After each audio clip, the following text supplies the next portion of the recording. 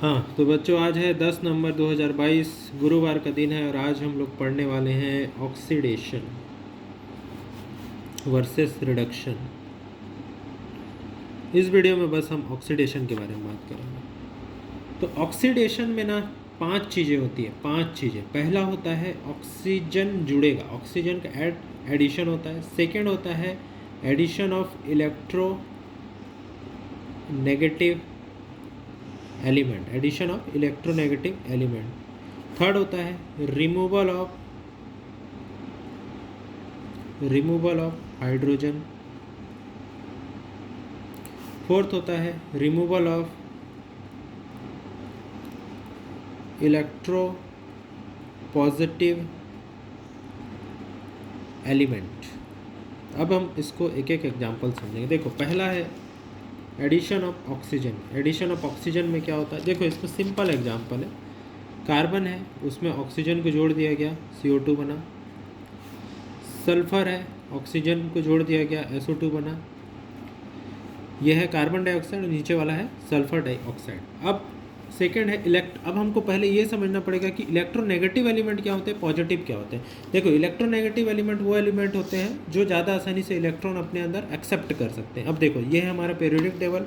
Periodic table में electro positive element भी होते हैं, नेगेटिव भी होते हैं, इलेक्ट्रो न्यूट्रल भी होते हैं। देखते हैं क्या होता है। देखो, ये है ग्रुप वन और ग्रुप टू। ग्रुप मेटल्स, जो मेटल होते हैं, एल्केली मेटल और एल्केली अर्थ मेटल बोलते हैं। ग्रुप वन को एल्केली बोलते हैं, ग्रुप टू को एल्केली अर्थ मेटल बोलते हैं। तो ग्रुप वन के जो एल्केली मेटल और ये ग्रुप टू के होते हैं, ये क्या होते हैं, इलेक्ट्रो पॉजिटिव होते हैं, क्योंकि इनमें इलेक्ट्रॉन देने की क्षमता ज़्यादा होती है लेने की तुलना में। और जो ग्रुप 17 होता है, 17, ये सबसे ज़्यादा इलेक्ट्रो नेगेटिव होते हैं।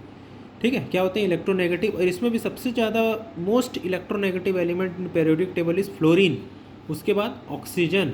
और जो 18 होते हैं, 18 ये किसी के साथ रिएक्ट नहीं करते, इनको नोबल गैस या फिर इनर्ट गैस या अक्रिय गैस भी बोलते हैं, इसलिए ये इलेक्ट्रो न्यूट्रल होते हैं। ठीक है, अब सब समझ के पॉजिटिव नेगेटिव क्या होते हैं। अब देखो, सेकेंड क्या होता है, एडिशन ऑफ इलेक्ट्रोनेगेटिव एलिमेंट। अब इसमें हम एक एग्जाम्पल देखेंगे। पहले एग्जाम्पल लिख लेते हैं।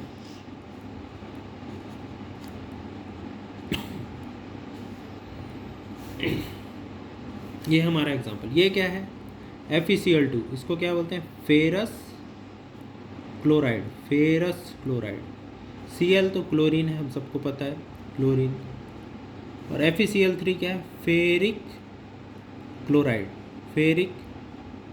है। अब देखो, addition of electronegative element. Chlorine एक इलेक्ट्रोनेगेटिव एलिमेंट है ना, देखो, तो इसको एडिशन कर दिए तो ये भी क्या आएगा, ऑक्सीडेशन में आएगा।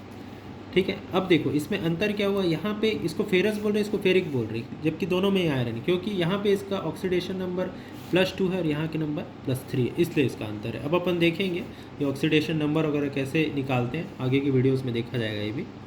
ठीक है, थर्ड क्या होता है, रिमूवल ऑफ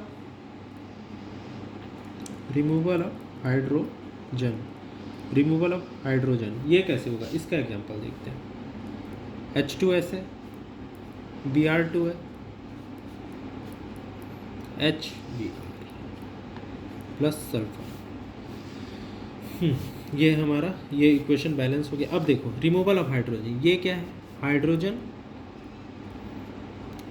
क्या है, ये हाइड्रोजन सल्फाइड। Br क्या है, ब्रोमीन। HBr क्या है, हाइड्रोजन ब्रोमाइड। S तो अपना सल्फर है। ठीक है, S हमारा क्या है, सल्फर है। अब देखो यहाँ पे हाइड्रोजन सल्फाइड में क्या था, हाइड्रोजन था। अब देखो यहाँ जिसमें बस सल्फर बचा, हाइड्रोजन को रिमूव कर दिया गया, क्योंकि ब्रोमीन ने हाइड्रोजन को ले लिया है। तो यहाँ पे क्या हुआ, रिमूवल ऑफ हाइड्रोजन हुआ। तो ये हो गया थर्ड कंडीशन। अब होता है हमारा fourth condition, removal of electro positive element. क्या है, रिमूवल ऑफ इलेक्ट्रो